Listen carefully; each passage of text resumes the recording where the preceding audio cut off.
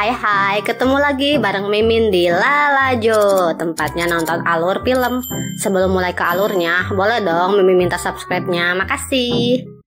Film ini menceritakan wabah yang membuat manusia menjadi hewan. Yuk langsung aja ke alurnya, let's go. Di awal film, diceritakan seorang ayah yang bernama Franklin dan anaknya Emil, dan anjingnya Albert. Mereka ada janji bertemu dokter di rumah sakit, yang malah mereka terjebak macet. Karena ayahnya yang marah-marah terus, akhirnya Emil keluar dari mobil. Saat ayah mengejar Emil, tiba-tiba saja ambulansnya bergerak dengan sendirinya. Ternyata pasiennya itu berontak dan menjebol pintu ambulans. Anehnya, tangan orang itu berupa sayap burung. Dan mereka pun bersembunyi. Saat itu juga manusianya itu ada di hadapan mereka.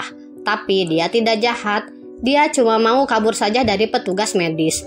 Dan ternyata memang sedang terjadi wabah penyakit aneh. Siapa yang terinfeksi akan berubah menjadi seekor hewan. Akhirnya mereka bertemu dengan dokter. Dokter yang merawat Lana, ibunya Emil. Ternyata ibunya juga sudah terkena wabah itu. Dokter pun bilang Lana sudah membaik dan pada bulan Mei, Lana akan dipindahkan ke pusat penampungan di selatan. Mereka pun mau tak mau ikut pindah ke selatan. Sebelum pergi ke selatan, mereka bertemu dengan Lana. Tapi Emil masih trauma karena Lana pernah menyerangnya, sampai meninggalkan bekas cakaran di pipinya Emil. Mereka pun tiba di penampungan selatan. Mereka melihat penampungan yang dikelilingi oleh tembok beton yang sangat tinggi. Dan hari ini, Emil masuk hari pertama di sekolah barunya. Pulangnya, dia mampir ke tempat kerja ayahnya yang sekarang. Malam itu hujan deras. Listrik di rumah mereka mati. Saat ayah sedang membenarkan listriknya, Emil melihat seseorang di luar. Tapi waktu dilihat lagi, sudah tidak ada.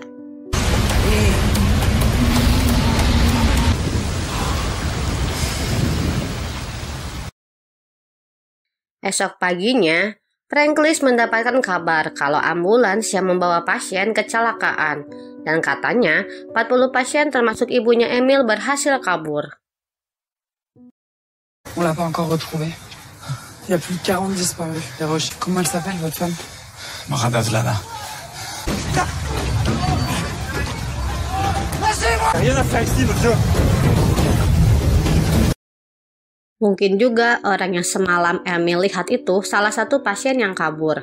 Karena penciuman ibu Emil itu tajam, mereka dengan sengaja menjemur baju-baju mereka di sekitar rumah, biar memancing ibunya Emil datang. Saat di sekolah, Emil bergabung di tarik tambang, dan dia itu ternyata lumayan kuat, guys.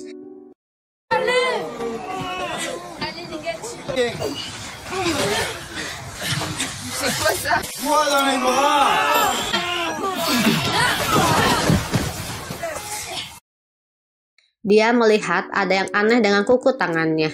Dia pun pulang untuk memeriksanya. Ternyata itu kuku cakar, dan dia pun mengecek seluruh tubuhnya. Dan benarnya, tulang udah berubah. Mungkin karena dia pernah kena cakar ibunya, Emil ikut ketularan. Saat ayahnya berbelanja, dia bertemu polisi di TKP kemarin yang bernama Julia. Polisi itu bilang pencarian pasien yang kabur diambil alih oleh militer. Saat mereka mengobrol, tiba-tiba ada keributan. Ternyata ada pasien yang sudah berubah menjadi setengah gurita.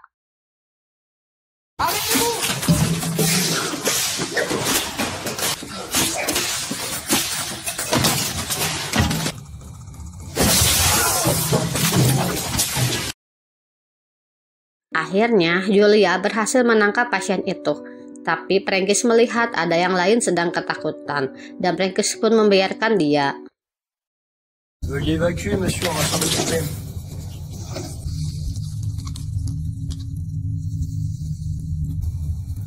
N'aie pas peur.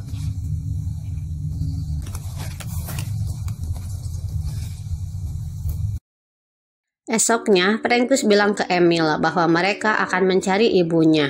Sebelum pergi bersama ayahnya, Emil pergi ke acara pesta Jordan. Wow.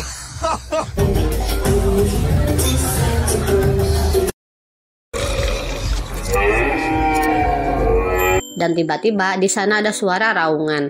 Emil yang mabok malah nyamperin suara itu ke hutan. Dia pun ketiduran di dekat danau. Saat Emil akan mandi, dia batuk-batuk. Ternyata ada bulu yang tersangkut di tenggorokannya. Akhirnya mereka pun mulai masuk hutan untuk mencari Lana, tapi sampai sekarang belum juga ketemu. Pagi-pagi buta, si Albert tiba-tiba lari, dan Emil pun mencarinya. Dan terlihat ada yang memberikan makanan di balik semak-semak. Dan tiba-tiba ada manusia setengah burung yang menyerang Emil.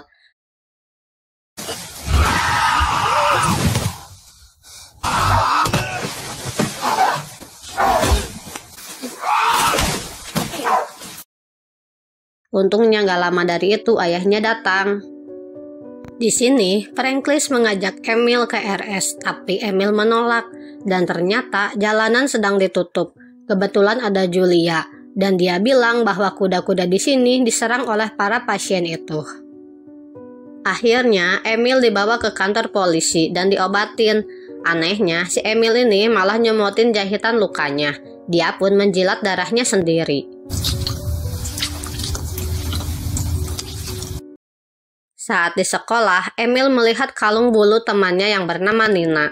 Dan sekarang dia mulai tertarik dengan hewan yang ada di labnya itu. Pendengaran dia mulai semakin tajam.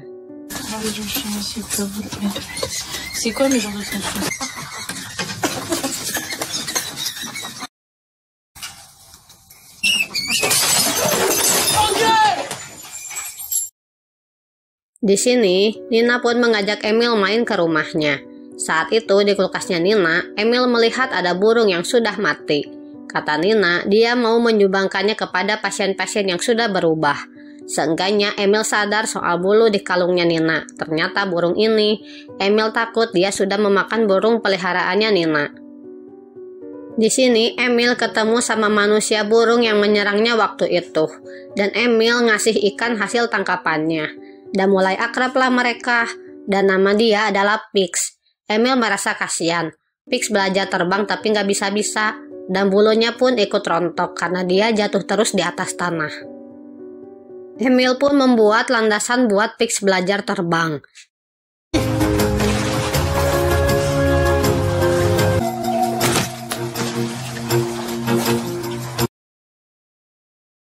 Saat mau pulang, Emil mulai merasa aneh. Dia sudah tidak bisa mengayuh sepeda lagi. Di rumah, Franklis melihat bayangan. Dia menyangka itu Lana, dan tiba-tiba ada yang nyeremin mau nyerang dia.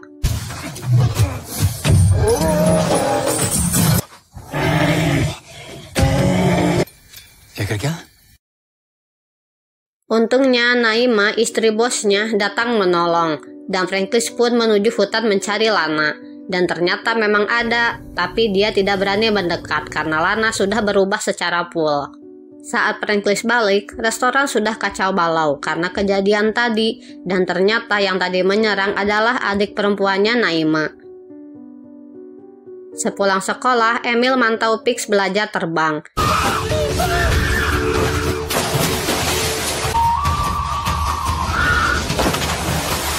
Saat selesai, Emil membantu Pix mengganti perban. Pix pun bertanya Emil akan berubah menjadi apa. Kata Emil, dia akan berubah menjadi serigala. Di sini, Pix tinggal bersama anak kecil yang akan berubah menjadi bunglon.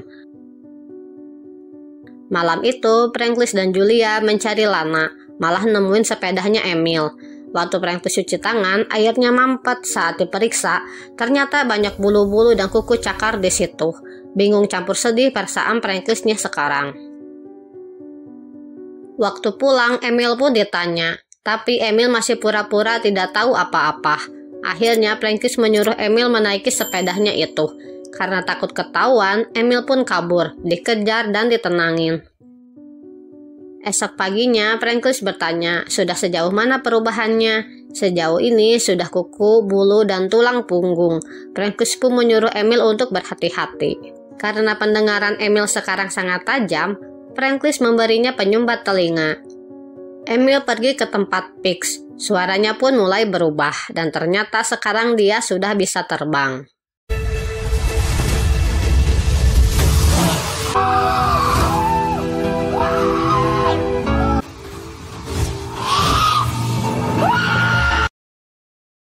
Saat itu Emil telat datang bantu-bantu untuk acara karnaval dan Franklis pun marah dan semakin marah saat lihat Emil belum memotong kuku cakarnya. Akhirnya karena kesal, Emil menggigit ayahnya. Franklis balik nyerang Emil dan nurut lagi tuh si Emil. Di saat Emil tenang, Franklis memotong kuku cakarnya Emil. Emil pun keluar dan mengobrol bersama Nina. Pas mereka lagi begituan, Nina megang tulang belakangnya Emil. Nina pun bilang, sudah kuduga. Jadi selama ini Nina sudah tahu tentang Emil. Saat di toilet, Victor bilang dia lihat Emil waktu nggak pakai baju tadi. Dia pun menyerang Emil dengan alat frekuensi tinggi. Emil pun marah dan mencakar pipinya Victor dan Emil pun kabur ke ladang.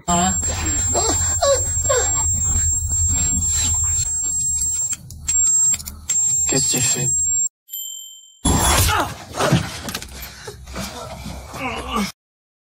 Mereka semua pun pergi mencari Emil. Saat itu beruntungnya Pix datang dan menyerang polisi itu. Emil pun kabur ke hutan dan Pix pun mantau dia dari atas. Dan ternyata masih ada yang mengejar Emil. Polisi itu menembak si Pix. Emil pun mendatangi Pix yang sudah sekarat dan akhirnya Pix pun mati. Polisi itu masih mengejar Emil sampai ke tempat mayatnya Pix. Karena kejadian itu, Emil stay di hutan. Dia menemukan jejak kaki serigala dan dia juga mendengar ada lolongannya. Dia pun mencari sumber suaranya. Dan di saat itu turunlah hujan. Dia berteduh dan ketiduran di dalam gua. Saat terbangun, ternyata ada ibunya di situ. Tapi ibunya langsung pergi. Dia pun keluar mengejar. Ternyata di sana banyak orang-orang yang sudah berubah.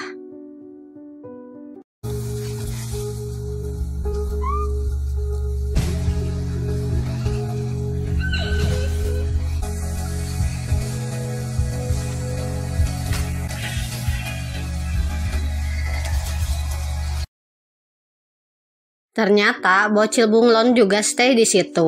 Di sini sudah seperti Animal Kingdom. Namun tiba-tiba tempat itu diserang. Beberapa dari mereka tertangkap termasuk Emil. Tapi bocil bunglon itu selamat, dia menyamar jadi batang pohon. Franklis pun datang menjemput Emil. Ternyata Emil tidak ketahuan. Dia mengakunya mabuk. Udah mulai aman, tahunya dia disuruh nulis dan tanda tangan. Dia juga tanpa sadar mengeluarkan suara serigalanya di depan polisi. Polisi itu berniat menangkap Emil.